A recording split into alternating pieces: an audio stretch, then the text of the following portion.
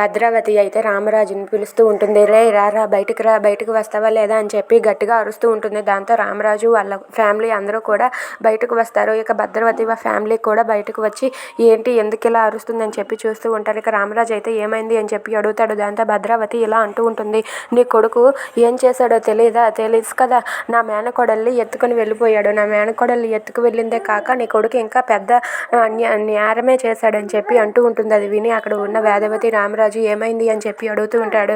నా మేనకోడల్ని ఎత్తుకెళ్ళిందే కాక నా ఇంట్లో ఉన్న 7 వారాల నగలు కూడా తీసుకుని వెళ్ళిపోయాడు అని చెప్పి అంటూ ఉంటుంది. అది వినగానే అక్కడ ఉన్న రామరాజు వేదవతి వాళ్ళైతే ఒక్కసారిగా షాక్ అయిపోతారు. ఈ వేదవతి అయితే షాక్ అయ్యి అసలు ఇదంతా ఎలా జరిగిందని చెప్పి అనుకుంటూ ఉంటుంది. ఇక భద్రావతి అయితే నీ కొడుకు గురించి తెలియందా, నా మేనకోడల్లే మోసం చేసి ఎత్తుకొని వెళ్ళిపోయాడు, ఇక 7 వారాల నగలు ఒకటా అని చెప్పి అంటూ ఉంటుంది. అది వినగానే అక్కడ ఉన్న రామరాజు వాళ్ళందరూ కూడా షాక్ అయ్యి అలా చూస్తూ ఉంటారు. ఇంతలో అక్కడికి ధీరజ్, ప్రేమ అలాగే సాగర్, నర్మద వాళ్ళైతే వస్తూ ఉంటారు. ఇక వాళ్ళు రావటంతో ధీరజ్ అయితే ఏంటి ఎందుకు ఇక్కడ వీళ్ళందరూ ఎలా నిల్చున్నారు, ఏమైంది అని చెప్పి అలా చూస్తూ ఉంటారు. ఇంతలో భద్రావతి అయితే 7 వారాల నగలు ఎత్తుకెళ్ళిపోయావు కదా అని చెప్పి అంటూ ఉంటుంది. అది వినగానే ప్రేమ, ధీరజ్ వాళ్ళు ఒక్కసారిగా షాక్ అయిపోతాడు. ఇక ప్రేమ అయితే అయ్యో వీడు చేసింది ఏమీ లేదు, వీడి తప్పు ఏమీ లేదు, అసలు వీడికి నగలకి సంబంధమే లేదు అని చెప్పి ప్రేమ అనుకుంటూ ఉంటుంది. ఇక రామరాజు అయితే ధీరజ్ వైపు చాలా కోపంగా చూస్తూ ఉంటాడు.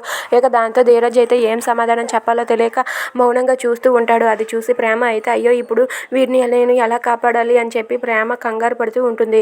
If you like this video please like, share and subscribe. Thanks for watching.